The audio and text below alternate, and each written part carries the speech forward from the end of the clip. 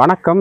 ஒருங்கிணைப்பு குழு கூட்டங்களில் ஏற்படுற பிரச்சனைகள் தொடர்பாகவும் அதை எப்படி சரியான முறையில் கொண்டு செல்லலாம் என்பது தொடர்பான ஒரு விவாத பொருளாகத்தான் இந்த காணொளி அமைய போன்றது. அது மட்டும் இல்லாமல் இந்த சிறைச்சாலைகள் தொடர்பான சம்பவம் இடம்பெற்றிருந்தது. நீர்கொழும்பு சிறைச்சாலை, அதனுடைய சிறை அதிகாரி மாற்றப்பட்டமை தொடர்பான விவரங்கள் வெளியாகப்பட்டதென ஒரு சர்ச்சை நிலைமை ஒன்று ஏற்பட்டிருக்கிறது. அது தொடர்பான விடயங்கள் சம்பந்தமாகவும், அடுத்ததாக இந்த நீர்கொழும்பு சிறைச்சாலை சம்பவம் தொடர்பாக ஒரு முடிவு ஒன்று எடுக்கப்பட்டிருக்கின்றது பிரதி அமைச்சரால்.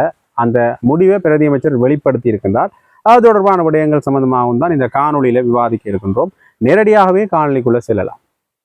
இந்த ஒருங்கிணைப்பு குழு கூட்டங்கள்ல பிரச்சனைகள், சர்ச்சைகள் ஏற்படுறது ஒரு பெரிய அளவிலான பேசுபொருளாக மாறி இருக்கின்றது. கிட்டத்தட்ட ஒரு விதத்தில் இது எப்படி பார்க்கப்படுகின்றது என்றால், முன்னைய காலகட்டங்களில் ஒருங்கிணைப்பு குழு கூட்டம் ஒரு பேசுபொருளாகவே மாறுவதில்லை. ஆனால் இன்றைய காலகட்டங்களை பொறுத்த வரைக்கும் ஒருங்கிணைப்பு குழு கூட்டம் ஒரு பெரிய அளவிலான பேசுபொருளாக மாறுகிறது. அது பேசுபொருளாக மாறுறது மட்டும் இல்லாமல் சர்ச்சைக்குரிய விடயங்களாகவும் மாறுறது. இது ரெண்டுமே பிரச்சனை இல்லாத ஒரு விடயம் நாங்கள் எடுத்துக்கொண்டு சென்றால், அதாவது ஒருங்கிணைப்பு குழு கூட்டம் பேசுபொருளாக மாறுறது ஒரு பிரச்சனைக்குரிய விடயம் அல்ல. ஊடக பெருப்பரப்புல வந்து அது மக்களுக்கு அறிவை புகட்டுன்ற அல்லது ஒருங்கிணைப்பு குழு கூட்டங்கள் என்ன நடக்குன்ற ஒரு விஷயத்த தெரியப்படுத்து.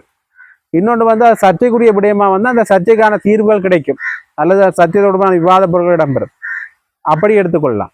ஆனால் ஒருங்கிணைப்பு குழு கூட்டங்கள்ல இப்படியான தேவையற்ற அல்லது கொஞ்சம் வாய்த்தர்க்கமான முரண்பாடுகள் ஏற்படுறதால ஒருங்கிணைப்பு குழு கூட்டம் எதற்காக நடைபெறுகின்றது என்கின்ற பிரதான மையப்பொருள் இல்லாமல் போவதற்கான வாய்ப்புகள் இருக்கின்றன.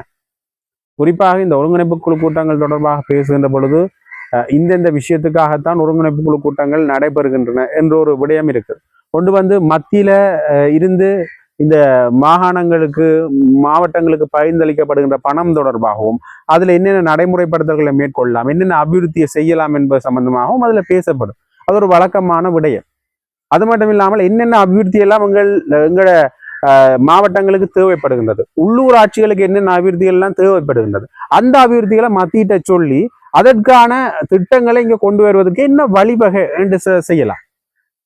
அல்லது குறைபாடுகள், உள்ளூராட்சி சபைகள்ல உள்ள குறைபாடுகளை சுட்டி காட்டலாம். அது மட்டும் இல்லாமல் இங்க போதைப் பொருள் பிரச்சனை இருக்கா, அல்லது களவு கொள்ளை போன்ற பிரச்சனைகள் இருக்கா, அதை இவர்களால நடவடிக்கை எடுத்து தீர்க்க முடியாதென்றாலும் இப்படியான பிரச்சனைகள் அதிகமாக இருக்கிறது என்று அங்க இருந்த போலீஸ் தரப்பிட்ட சொல்லலாம். விவசாயம் சார்ந்த பிரச்சனைகள் எங்களுக்கு இருக்குன்னு விவசாயிகள் கமக்கார அமைப்பு சொல்லலாம். இளைஞர்களுக்கு இப்படியான பிரச்சனைகள் இருக்குன்னு அங்க இருக்கிற இளைஞர் அமைப்பு சொல்லலாம். இதெல்லாம் ஒருங்கிணைப்பு குழு கூட்டங்கள்ல பேசப்பட வேண்டிய விடயங்கள். இது மட்டுமாண்டா இல்லை, இன்னும் நிறைய இருக்கு ஒருங்கிணைப்பு குழு கூட்டங்கள்ல பேசுறதுக்கு. ஆக இந்த ஒருங்கிணைப்பு குழு கூட்டங்கள் எல்லாம் இதற்காகத்தான் உருவாக்கப்பட்டன. இது ஒருங்கிணைப்பு குழு கூட்டம் எல்லாரும் ஒருங்கிணைஞ்சு பேசுறபடியா அந்த வார்த்தை பிரிவத்தை நாங்க பயன்படுத்துறோம். உண்மையில எதற்குரிய பெயர் மாவட்ட அபிவிருத்தி குழு கூட்டம். ஒரு மாவட்டத்துக்கான அபிவிருத்திகள் என்னென்ன நடக்கணும், பிரதேச அபிவிருத்தி குழு கூட்டம், ஒரு பிரதேசத்துல என்னென்ன அபிவிருத்தி எல்லாம் நடக்கணும் என்றதான் அதனுடைய பொருள். பேரிலேயே அபிவிருத்தி என்கின்ற ஒரு நிலைப்பாடு தான் இருக்கின்றது. ஆக அதை விடுத்து ஒன்று சொந்த பிரச்சனை கதைக்கிறது அல்லது அரசியல் காழ்ப்புணர்ச்சிய ஒருங்கிணைப்பு குழு கூட்டங்கள்ல வந்து காட்டுறது. கிட்டத்தட்ட இது எங்க ஆரம்பிக்குதுண்டா, பாராளுமன்ற உறுப்பினர் அர்ச்சுனா ராமநாதன் மற்றும் பாராளுமன்ற உறுப்பினர் இளங்குமரன் அவர்கள் மோதுகின்றார்கள். கிட்டத்தட்ட 2025 பகுதியில இது நடந்து, ஆரம்பத்துல இது நடக்குது. இந்த அரசாங்கம் ஆட்சிக்கு வந்த பிறகு பெரிய அளவுல நடந்த ஒரு ஒருங்கிணைப்பு குழு கூட்டம். அந்த ஒருங்கிணைப்பு குழு கூட்டங்கள்ல நீங்கள் பாடசாலைகள்ல அர்ச்சுனா ராமநாதன் அவர்கள் பெண் பிள்ளைகளுக்கு பின்னால செல்றது என்று இளங்குமரன் ஒரு குற்றச்சாட்டம் முன்வைக்கிறார். அப்ப இப்படியான வார்த்தைகள் எல்லாம் அவர்களுடைய பிரதேச கிளைமொழிகள்லையோ அல்லது பலமையா வீட்டுல பேசுற மாதிரியோ பேசி கொண்டிருக்கின்றார்கள் ஒரு பொது வழியில. அப்ப இப்படியான வார்த்தைகளை பேசுறது மூலமாக ஏனைய பிரச்சனைகள் தடுக்கப்படும், பேச முடியாது என்ற அந்த நேரம் அளவுக்கு தான் இருக்கு. 24 மணித்தியாலமும் அபிவிருத்தி குழு கூட்டம் நடக்க போறில்லை. ஒரு குறிப்பிட்ட நேரத்துக்கு தான் அபிவிருத்தி குழு கூட்டம். அங்க இது சும்மா இருக்கிற ஆக்கள் எல்லாம் அங்க வர்றே இல்லை. ஒரு குறிப்பிட்ட அமைப்பின் தலைவர் வருவார், போலீஸ் சம்பந்தப்பட்ட உறுப்பினர்கள் வருவார்கள், மாவட்ட போலீஸ் அதிகாரி வருவார், மாவட்ட செயலர் வருவார்கள். வேலை வெட்டி இல்லாம இருக்கிறார்கள், அதுக்குள்ள வர்றே இல்லை. எல்லாருமே வேலையோட இருக்கிறார்கள். குறிப்பிட்ட நேரத்துக்கு தான் மாவட்ட ஒருங்கிணைப்பு குழு கூட்டம் நடைபெறும். அதுவுமே ஜாழ்ப்பாண மாவட்ட ஒருங்கிணைப்பு குழு கூட்டம், கிளிநொச்சி மாவட்ட ஒருங்கிணைப்பு குழு கூட்டம் என்கின்ற பெரிய ஒரு மாவட்ட ரீதியில பிரதேசத்தை விட்டு மாவட்ட ரீதியில ஒருங்கிணைப்பு குழு கூட்டங்கள் நடக்கின்ற பொழுது பெரிய விடயங்கள் விவாதிக்கப்பட வேண்டும். ஆனா அந்த விடயங்கள் எல்லாம் விவாதிக்கப்படாம ஒரு சிறிய பகுதிக்குள்ள முடக்கப்படுறது ஒரு தேவையற்ற விடயமாக பார்க்கப்படுது. அந்த அந்த குறிப்பிட்ட 2 பாராளுமன்ற உறுப்பினர்கள் நடந்த கலைவரம் தான் அந்த மாவட்ட ஒருங்கிணைப்பு குழு கூட்டத்தின் பெரும்பான்மை பேசுபொருளாக இருந்த விடயம் அந்த அந்த நேரத்துல. அப்ப இப்படி ஒவ்வொரு ஒரு ஒருங்கிணைப்பு குழு கூட்டங்கள்லையும் ஏதோ ஒரு பிரச்சனை வந்து கொண்டே இருக்கு. அப்ப மக்களுடைய பிரச்சனை அங்க தவிடுபொடியாகும். இதே பிரச்சனை பாராளுமன்றத்துக்கு போகும். அதான் நீங்க பிரச்சனை என்னன்னு பாத்தீங்கன்னா, மாவட்ட ஒருங்கிணைப்பு குழு கூட்டங்கள்ல நடக்கிற விஷயம் பாராளுமன்றத்துக்கு போறது நல்ல விஷயம். ஏன்னா மக்களுடைய பிரச்சனை அங்க பாராளுமன்றம் மட்டுமே போக போகுது. ஆனா மக்களுடைய பிரச்சனை போகாது. இவர் பாராளுமன்ற என்ன ஒருங்கிணைப்பு குழு கூட்டத்துல வச்சு என்ன பேசினார், ஒருங்கிணைப்பு கூட்டத்துல வச்சு எனக்கு இப்படியான விடயம் எல்லாம் நடந்தது, உங்களுடைய சொந்த பிரச்சனைகள் அங்க போகுது. உங்களோட சொந்த பிரச்சனையை நீங்கள் தனிப்பட்ட ரீதியாக சட்ட ரீதியாக அணுகலாம். அதுக்கெல்லாம் வழிமுறைகள் இருக்கிறது. அப்ப நீங்க சொந்த பிரச்சனை எதுக்கு அங்க கொண்டு போறீங்க? மக்களுடைய பிரச்சனைகள் பொது பிரச்சனைகள் கொண்டு செல்லப்பட வேண்டிய விடயம் இல்லையா? அப்ப மாவட்ட ஒருங்கிணைப்பு குழு கூட்டம் எதுக்கு நடக்குதோ அதுக்கு மாவட்ட ஒருங்கிணைப்பு கூட்டம் நடக்கணும். கமக்கார் அமைப்புகளுடைய பிரச்சனை நிறைய இருக்கு. இங்க உரப்பங்கீடு தொடர்பான நிறைய பிரச்சனை இருக்கு. முல்லைத்தீவு நெல் களஞ்சிய சாலையில சரியான முறையில இன்னுமே நெல் களஞ்சியப்படுத்தல. விவசாயிகளுடைய நெல் அவ்வளவு பெரிய பிரதேசம் இருக்காது எல்லா விவசாயிகள்டையும். காய விடுறதுக்கு இங்க பிரதேசம் இல்லை. நெல்லை காய விடுறதுக்கு அது தேக்கி வைக்கிறதுக்கு அங்க பிரதேசம் இருக்கும் விவசாயிகள்கிட்ட. அந்த நெல்லை விவசாயிகள்ட்ட வேண்டதுக்கு அங்க விநியோக சாலையில இடம் இல்லை. அது தொடர்பான பிரச்சனைகளை பேசலாம். நெல்லுடைய விலை நிர்ணயம் செய்யறதுக்கான விலை நிர்ணய குழு இங்க செயலற்று போய் கிடக்கு. அந்த விலை நிர்ணயம் சார்ந்த பிரச்சனை நிறைய பேசுறதுக்கு இருக்கு. ஏன் இன்னும் அந்த பிரச்சனைகள் நாங்கள் பேசல?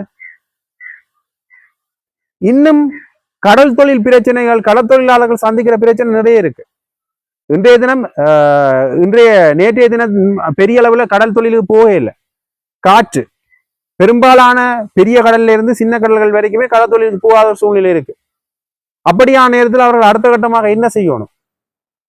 இந்திய இலங்கை மீனவர் பிரச்சனை சம்பந்தமான விடயங்கள், இழுவை மடிப்புல படகுகள் சம்பந்தமான பிரச்சனை சம்பந்தமான விடயங்கள் உள்ளூருக்குள்ளேயே ஒரு மீனவர்களுடைய ஆக்கிரமிப்பு என்று நடக்குது. சிங்கள மீனவர்களுடைய ஆக்கிரமிப்பு நடக்குது.